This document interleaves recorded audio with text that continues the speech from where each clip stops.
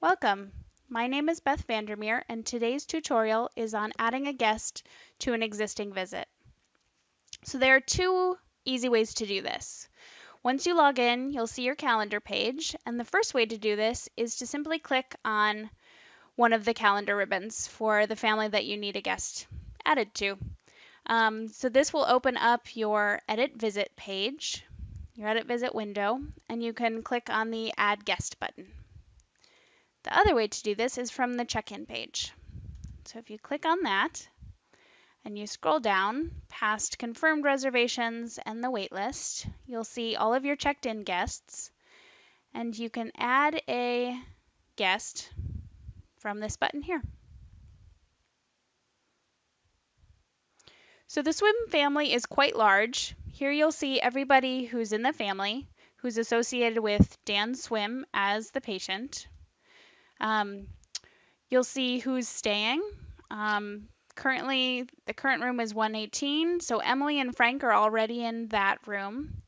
And we're going to be adding a guest to a new room today because our house allows more than one room for a visit.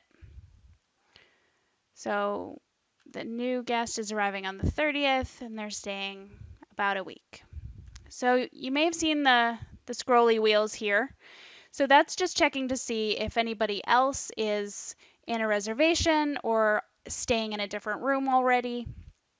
It's just checking to make sure that where the family's at right now in relation to the house.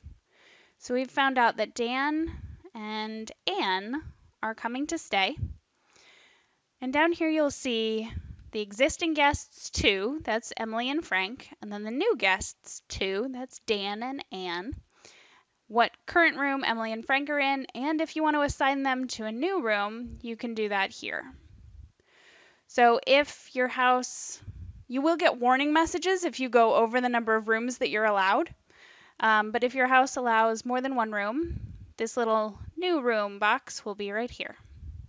So we're going to put them right next door to Emily and Frank in room 119, and then it'll be like a standard check-in where you'll examine the rate.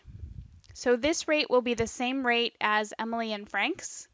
So Emily and Frank were at a flat rate of 30, but if they had a special rate based on their income or some other reason, that would be reflected in this for these new guests as well. You can add a vehicle if you want, and then you just have to fill in the paying today box. So our house has a cleaning fee, but they're going to pay that up front, but no room fees, and they paid $20 in cash, and we'll give them $5 back. So you can add a note if you want, but that was pretty simple, and we can just check in Anne and Dan.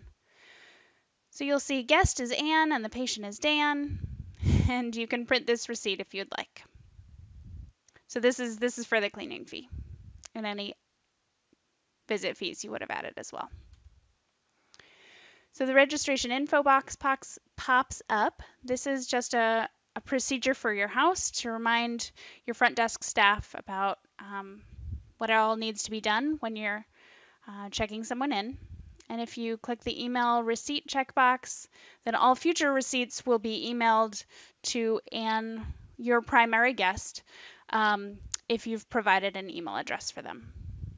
We're going to save that. And then behind there is the registration form. So this is a separate registration form than the one for Frank and Emily, because Anne and Dan are staying in a different room. So you can review all their information, what room they're in, the house rules, and then there's space at the bottom for them to sign.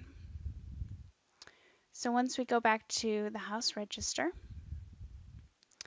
we will find them in right next to, so that's Emily and Frank, and right here is Anne and Dan. Thank you for watching. If you have any questions, please feel free to ask on the Users Forum. There's a link on your site right up here, and also I will include the link in the show notes under this video.